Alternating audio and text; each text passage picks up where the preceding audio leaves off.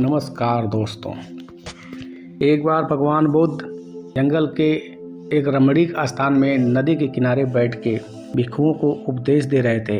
तो भिक्षुओं ने पूछा कि प्रभु ये बताएं कि संघ में किस भिक्षु को सबसे बड़ा कहा जाता है और उसे बड़प्पन का सम्मान मिलता है। इसे समझाने के लिए भगवान ने एक कथा का सहारा लिया। कथा में भगवान बताते हैं कि हिमालय की एक तराई में एक विशाल वट वृक्ष था, जिसकी बड़ी बड़ी शाखाएं चारों ओर फैली हुई थी। उसकी शीतल छाया में पशु पक्षी विश्राम करके अपनी थकान मिटाते थे। उस वट वृक्ष को आश्रय कर वहां तीतर, बंदर और हाथी 3 मित्र अस्थायी रूप से विहार करते थे। किंतु वे तीनों एक दूसरे का न तो आदर करते थे, न सम्मान करते थे और न ही एक साथ जीविका करते थे।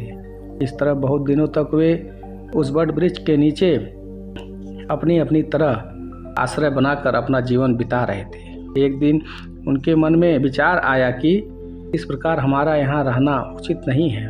हम में जो बड़ा है उसे प्रणाम आदि करते हुए मिलजुल कर सम्मान करना चाहिए। हाथी ने कहा कि मैं तुम दोनों में बड़ा हूँ, अधिक बलवान हूँ और समझदार हूँ। तुम दोनों को ये प्रणाम करके मेरा सम्मान करना चाहिए। किंतु बंदर इसे मानने को कदापि तैयार नहीं था। उसने कहा कि मैं तो मनुष्य की तरह चतुर हूँ, भूमि पर भी दौड़ सकता हूँ और पेड़ पर भी चढ़ सकता हूँ। तुम दोनों को मुझे प्रणाम करना उचित होगा। तीसरे मित्र तीतर ने दोनों से असहमति प्रकट करते हुए कहा कि मैं आसमान में भी उड़ सकता हूँ। देखो मेरे पंख कितने आकर्षक हैं। तुम दोनों को मुझे प्रणाम करना चाहिए। आखिरकार उन्हें एक उपाय सूझा। हम में से जो जेठा हो वही सत्कार के योग्य होगा। इस बात पर तीनों में सहमति बन गई। तीतर और बंदर ने हाथी से पूछा, सौम्य हाथी, तू इस वट वृक्ष को कब से जानता है? हाथी ने उत्तर दिया, सौम्य, जब मैं बच्चा था उस समय से जानता हूँ। यह वृक्ष भी जब छोटा ही था मैं इसे अपनी जांघ के बीच करके लांग जाता था।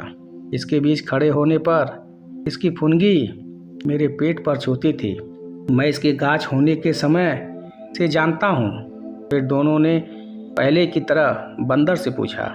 बंदर ने कहा, सौम्य, जब मैं छोटा था तब भूमि पर बैठकर बिना अपनी गर्दन उठाए इस वट वृक्ष के पौधे की फुनगी के अंकुरों को खाता था। मैं तो इसे इसके छोटे से पौधे होने के समय से ही जानता हूँ। अब पूर्व प्रकार से ही तीतर से भी पूछा गया।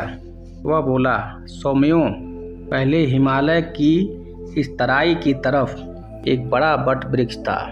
मैंने उसके फल खाए और यहाँ आकर बीट की, उससे यह वट वृक्ष उगा। इस प्रकार मैं तो इसके अनुत्पन्न काल से, अर्थात जब इसका जन्म ही नहीं हुआ था, तब से जानता हूँ। तीतर की बात सुनते ही हाथी और बंदर ने कहा, सौम्य, तू हमसे जेठा है, इसलिए अब से हम तेरा सम्मान करेंगे, गौरव करेंगे, सेवा करेंगे, हाथ जोड़ेंगे और भी सब उचित कर्म करेंगे तथा तेरे आदेशानुसार चलेंगे।